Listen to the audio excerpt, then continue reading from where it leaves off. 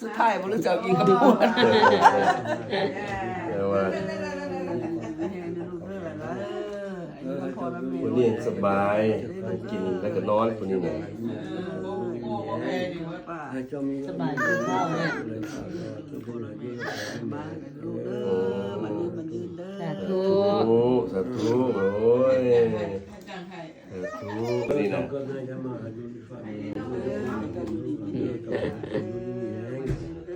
เจ็บจะบ่ให้เจ้าไรใครจะบ่ให้เจ้าไม่ได้เจ้าไม่ได้หาจงพอน้องเลย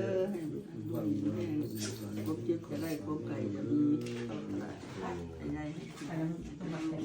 ป้าเด้อรับสมรักษาลูกหลานบ่ทุกคนเด้อจงอาจารย์ สาธุแสงพระจันทร์สาธุแสงพระจันทร์สาธุไว้ ตูไม่ตูเด้อ แสงเอ้ย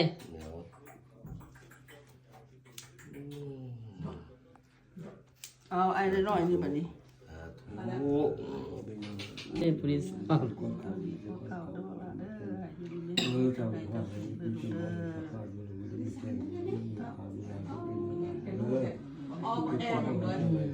ไปให้มาได้สมลูก กันแล้ว เด้อรับสมรักษาเจ้าแม่ก็ได้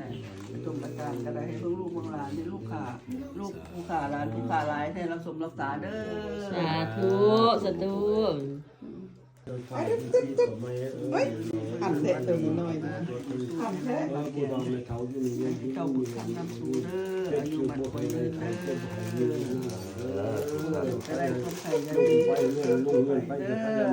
ป้องลงให้มันแก้ไขปัญหาปัญหารักษาลูกหลานก็จะถูกคนให้มีแห้งให้หาไว้หันให้บันให้ยืนเด้อ สาธุ มาเจ้ามาบัดนี้ ตู้ไว้ตู้เป็นตู้ขนมให้ตู้ ทูงา เข้าม ไปใกล้เป็นตู้ไว้ ทูสาธุสาธุ ตู้ไว้ละเบิ่งเป็นตู้ ไรดิเอ็มมามันสลุ่น ต้นน้อยเป็นตู้เองถ้าเห็นแล้วก็แล่นมา ประธานสาธุจมซอก ใจเลยเป็นตู้เอาขนมให้มาเอา เลี้ยนแถวกันมาเอา ตู้เป็นตู้กันเด้อลูก จมซอกเอาแน่ ลูกก่อน ปรารถนาขอบใจ ขอบใจ